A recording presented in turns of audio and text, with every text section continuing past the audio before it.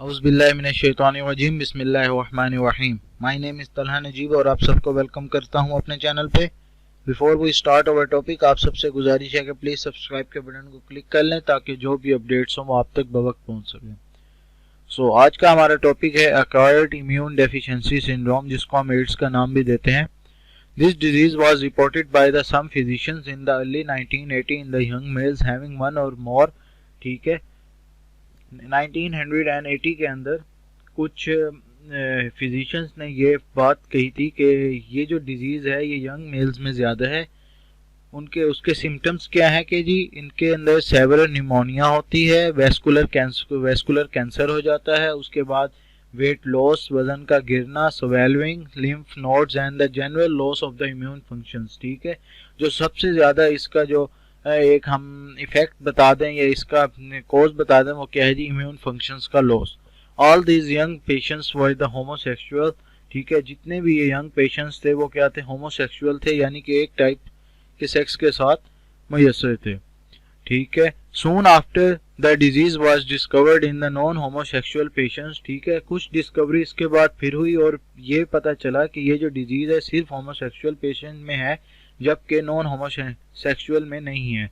Who were given bloods. ठीक है, कुछ ऐसे बाद जब कुछ नॉन होमोसेक्सुअल पेशेंट ने ब्लड अपना दिया, ब्लड डोनेट किया या ब्लड ट्रांसफ्यूजन की या ब्लड एक्सचेंज किया, तो उनके अंदर भी ये डिजीज जो है वो क्या हो गई, ट्रांसफर हो गई। इन 1984 के अंदर the agent causes the disease was identified by the research teams from the Pasteur Institute. ठीक है, पास्चर इंस्टीट्यूट जो था, हमने प्रीवियस भी स्टडी किया ल्यूइस पास्चर के बारे में, उसका जो एक इंस्टीट्यूट था उसके अंदर उसकी टीम ने एक रिसर्च की। ठीक है, और इस डिजीज को आइडेंटिफाई किया। ये कहाँ पे था इंस्टीट्यूट, ये फ्रांस के अंदर है। और इसके बाद एक और इंस्टीट्यूट था, national institute of the health, वो कहाँ पे, यूएसए अमेरिका के अंदर है। उन्होंने इसके बारे में रिसर्च की और 1986 में द वायरस वाज नेम, और 1986 के अंदर इस वायरस को नेम दिया गया। क्या नेम दिया गया, ह्यूमन इम्यूनोडेफिशिएंसी वायरसेस, जिसको हम HIV का नाम देते हैं। The major cell infected by the HIV is the helper T lymphocyte. ठीक है, जो मेजर सेल था जो इसकी वजह से इफेक्ट होता था, जिसको ये सबसे ज्यादा हार्म करता था ये HIV वायरस, वो कौन सा था, T लिम्फोसाइट्स था। अब T लिम्फोसाइट्स क्या काम करता था, ये मेजर कंपोनेंट है किस चीज का, इम्यून सिस्टम का। ये जो वायरस है ये डायरेक्ट आके T लिम्फोसाइट पे क्या करता था, इफेक्ट करता था, जिसकी वजह से ह्यूमन की जो इम्यून सिस्टम है वो क्या है, अपना फंक्शन लॉस कर देता था। ठीक है, या सही तरीके से काम नहीं करता था। As the HIV infectious continues in the host, the decrease of the helper T lymphocyte result in the failure of the immune system। ठीक है, ये वायरस क्या करता था, T lymphocytes पे इफेक्ट करता था और T lymphocyte आहिस्ता आहिस्ता जो है वो खत्म होते जाते हैं, जिसके नतीजे में क्या होता है, जो इम्यूनिटी है इंसान के अंदर वो खत्म हो जाती है। ठीक है, cells in the central nervous system can also be infected. Central nervous system के जो सेल हैं वो भी इन्फेक्ट होते हैं इसकी वजह से। रिसेंट स्टडी, पिछली स्टडीज जो हैं HIV के बारे में वो ये बताती हैं कि जो वायरस है ये इन्फेक्ट करता है और मल्टीप्लाई होता है, किसके अंदर, मंकी के अंदर, but not cause disease in them. लेकिन उसके अंदर ये जो वायरस है ये डिजीज कॉज नहीं करता। ठीक है, मंकी जो है उसके अंदर ये वायरस पहले से ही मौजूद हो लेकिन उसके अंदर ये डिजीज कोज नहीं करता। तो इसका क्या मतलब है कि ये वायरस जो है ये होस्ट स्पेसिफिक है, यानी कि हर किसी के ऊपर ये इफेक्ट नहीं करता, कुछ ही स्पेसिफिक होस्ट हैं जिनके ऊपर ये इफेक्ट करता है, उसमें ह्यूमन बींग्स आ जाते हैं। The HIV is transmitted by the Intime sexual contact. जब सेक्सुअल कॉन्टैक्ट हो, सेक्स के थ्रू ये क्या है जी, ट्रांसमिट होता है। Contact with the blood and the breast feeding. ठीक है, ब्लड ट्रांसफ्यूजन की वजह से और फीडिंग में ये होता है की वजह से फैलता है। Health care workers can also have acquired HIV during the professional activities. कुछ वर्कर जो कि हेल्थ केयर डिपार्टमेंट से होते हैं उनके अंदर भी ये ट्रांसफर हो जाता है, क्योंकि उनकी फील्ड ही ऐसी है जिसकी वजह से उनके अंदर ये वायरस ट्रांसफर हो जाता है। Avoiding the direct contact with the HIV जो वायरस है उसके साथ डायरेक्ट कॉन्टैक्ट से हम कैसे अवॉइड कर सकते हैं, वो यही तरीका है कि हम ख्याल रखें अपना जिसकी वजह से ये कॉज होता है उस चीज़ की वजह से ना जाएं। कॉन्टेमिनेटेड सिरिंजेस की वजह से भी होता है। ये मीन्स एक पेशेंट को अगर HIV वायरस है उसके अंदर है तो उसके हमने कोई भी चीज़ उसके साथ खाना भी खा लिया है तो मीन्स हमारे अंदर भी वो ट्रांसफ़र हो सकता है। अच्छा जी, नेक्स्ट हमारे पास आ जाता है जी ये उसका लाइफ साइकिल या वो कैसे अटैक करता है, कैसे एक्ट करता है।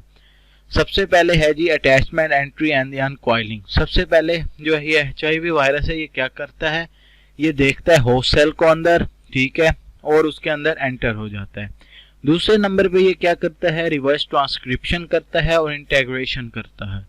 Reverse transcription uses the viral RNA as a template to make a strands of DNA and then uses the DNA strand as template।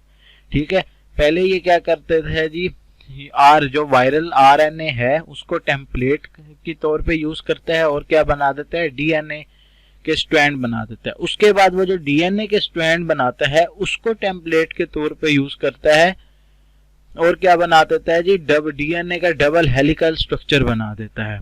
ठीक है, अब जो ओरिजिनल RNA है वो क्या है, डिग्रेड खत्म हो जाता है। उसके बाद जो DNA होता है वो एंटर हो जाता है किसके अंदर, न्यूक्लियस के अंदर, और वहां पे क्या करता है, integrates into the chromosomal DNA of the host, और जो होस्ट का DNA है उसके क्रोमोसोम के अंदर ये जाकर मिल जाता है और क्या चीज बना देता है, प्रो वायरस बन जाता है। नेक्स्ट है हमारे पास जो इसका थर्ड स्टेज है वो क्या है हमारे पास, जो थर्ड स्टेज है वो है viral RNA and protein synthesis the pro viral DNA and into RNA। ठीक है, अब वो जो प्रो वायरल DNA है वो किस में कन्वर्ट हो जाता है, RNA में, और क्या हो जाता है, ट्रांसलेटेड इनटू द प्रोटीन्स, और क्या बना देता है, प्रोटीन बना देता है। उसके बाद हमारे पास इसका फोर्थ स्टेप जो है वो क्या आ जाता है, असेंबली एंड द रिलीज। उसके बाद ये वहां पे जाके असेंबल होता है, उसके बाद रिलीज हो जाता है। New capsids assembles around the viral RNA। अब जो वायरल RNA उसके गिर्द कैप्सिड बन जाती है और क्या कहते हैं, अटैच हो जाता है उसके साथ, और कौन सा प्रोसेस करता है, रिवर्स ट्रांसक्रिप्टेज का प्रोसेस करता है, and bird from the plasma membrane, और उसके बाद एक बर्ड की शेप यानी कि उभर आता है किससे, प्लाज्मा मेम्ब्रेन से। ये अगर हम देखें डायग्राम इस शेप में, ठीक है। तो ये हमने स्टडी कर लिया है जी HIV के बारे में। आज इसके क्या है जी, लाइफ साइकिल कितना होता है, सिम्टम्स क्या है, इसके डिस्कवरी क्या है। ये काफी इंपॉर्टेंट लॉन्ग क्वेश्चन है, इसके अंदर ये दोनों डायग्राम्स भी बनानी होती हैं।